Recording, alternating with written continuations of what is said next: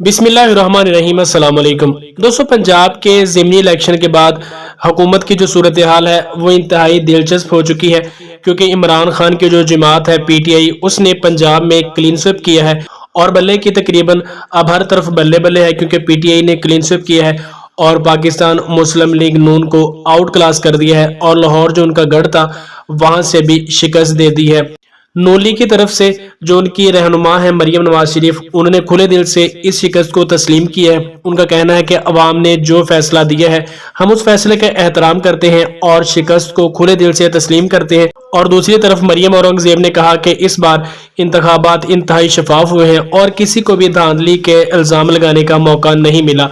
मुस्लिम league नून के एक और रहनुमा मलिक अहमद खान साहब, जो वफाकी वजीर कानून साबका है, उन्होंने कहा कि हमें हुकूमत में रहने का कोई हक नहीं है, क्योंकि सूरत हाल इंतहाई खराब हो चुकी है और मरकज में भी अब नून लीग के पास हुकूमत करने का कोई जवाज बाकी नहीं बचता। यानी ये तमाम वो सूरत हाल है जो इस तरफ इशारा दे रही है कि अब मुल्क नए इलेक्शन की तरफ जाएगा, क्योंकि इमरान खान भी इसी बात की हामी है कि फौरी तौर पर मरकज में भी इंतखाबात कराए जाए और सूबे में पीटीआई ने क्लीन स्वीप किया है और इसलिए इमरान खान भी चाहते हैं कि लगे हाथ मरकज में भी इंतखाबात कराए जाए और शायद दोबारा से उनकी हुकूमत आ सके और इमरान खान एक बार फिर मुल्क के वजीर आजम बन जाए।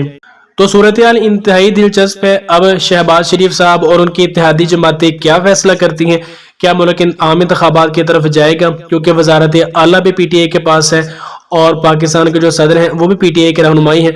तो इसलिए ये सूरत हाल इंतहाई दिलचस्प है और देखना ये है कि अब क्या फैसला होने जा रहा है। इमरान खान भी इस बात के बिल्कुल हामी है कि मुल्क में नए इंतखाबात करवाए जाए और असम्बलियां डिसॉल्व कर दी जाए। जो भी सूरत हाल आइंदा होगी वो आपसे शेयर करने की कोशिश करेंगे। चैनल को सब्सक्राइब कर लें, वीडियो को अपने दोस्तों के साथ शेयर भी कीजिए। मिलते हैं किसी नेक्स्ट वीडियो में, तब तक के लिए अल्लाह निगहबान।